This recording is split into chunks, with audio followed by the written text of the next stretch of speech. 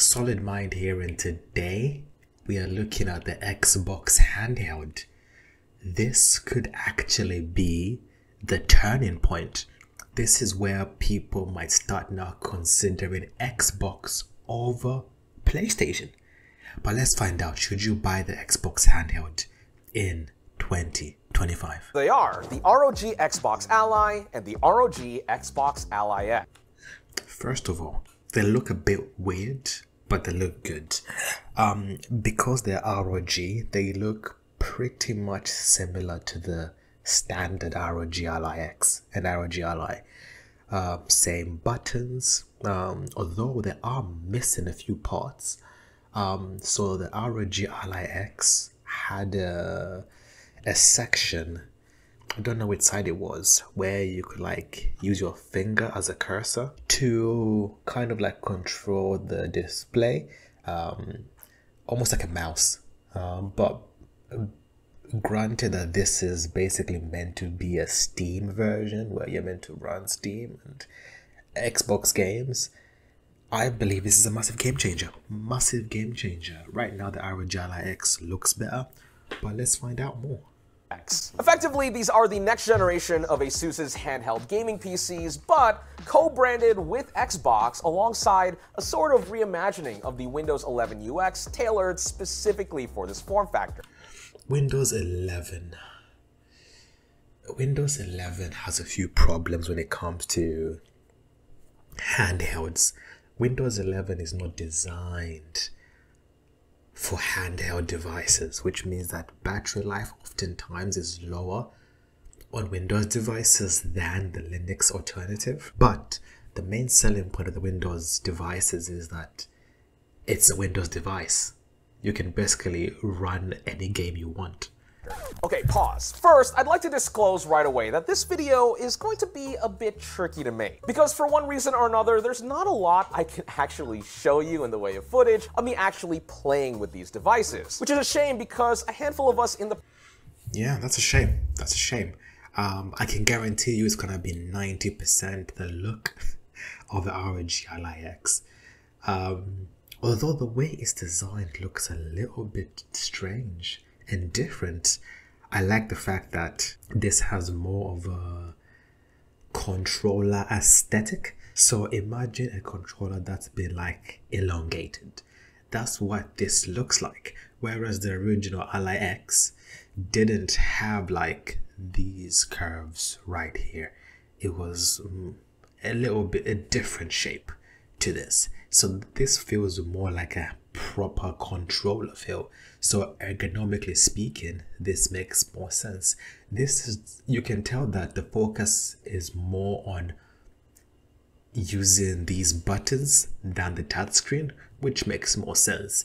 And you know, I've always thought that Xbox had the best controllers. So I don't know if they're going to bring like, I know they've already brought in that type of like design aesthetic a little bit, but I think what is probably better would have been if they used a proper Xbox controller and just put the screen in the middle. I know that starting from scratch is 10 times harder, and using an already established console like ROG, which stands for Republic of Gamers, is a massive thing. It's a good thing actually. So I'm not complaining, but so far so good. The press got a few minutes to try their enhanced UI, and I even got to play some Gears of War Reloaded on a demo unit. And honestly, I got Windows 11 annoying to use on handhelds. For example, the taskbar, gone, as are some of the resources that would normally run on the background for desktop, but are not essential on handheld. Rather, this special version of Windows 11 boots straight into a full-screen Xbox interface that puts gaming front and center.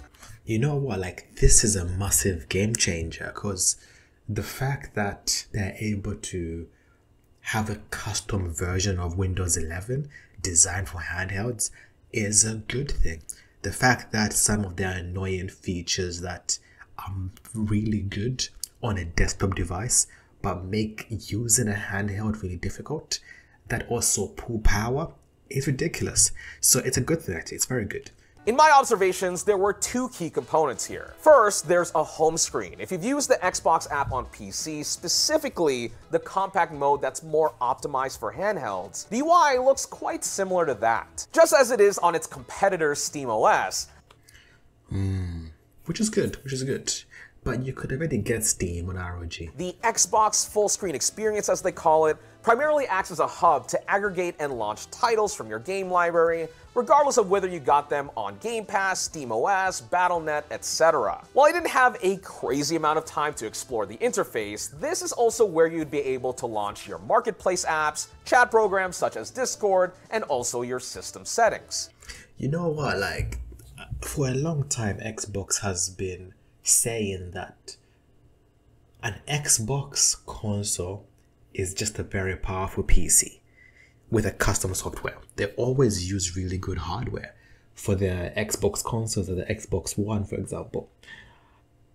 And I feel like now they're kind of like this is where Xbox kind of, for me, slightly trumps PlayStation. I know I'm saying it, because the reason why PlayStation has been the number one between Xbox and PlayStation for me is the exclusive titles and also the console itself. So when you want to play a game on a console and it's an online game, you won't get an Xbox. Why? Because there are always more players on PlayStation. So if you play online games and it's specific to a console, I know nowadays it doesn't matter which console you're playing. Back in the day especially, you would get a PlayStation. Now, because you can get Discord, you can get SteamOS, you can get a lot of the online services and, you know, gaming available, it's more of a no-brainer. And I feel like if they can bring this also onto the Xbox consoles to be able to use Steam, game changer, massive game changer. The second component to this new version of Windows 11 is a brand new Xbox Game Bar overlay, which pulls up a bunch of tabs and menus for easy access. You know what? Let's leave this here. Should you guys buy this handheld? I don't know. I actually have no idea. I don't know pricing. I don't know availability. I don't know storage. Let's be realistic here. Okay. The ROG Ally in the UK is around £400. That's probably about 500 to 600 US dollars. The ROG Ally X around 700 to 800, maybe $1,000 or $900. They're not cheap. A handheld should ideally not cost as much as a console. So if they're going to release the ROG Ally for Xbox, I'm thinking probably around if we're looking at dollars, I'm gonna say $500 max. But the issue is when you make a device like this, because there's already a baseline product which is already pretty pricey, adding your own custom design and your own custom version of Windows demands a higher price. So we'll see. But should you guys buy it? Comment down below what you guys think. But thanks for watching. Please like, comment, subscribe, and peace.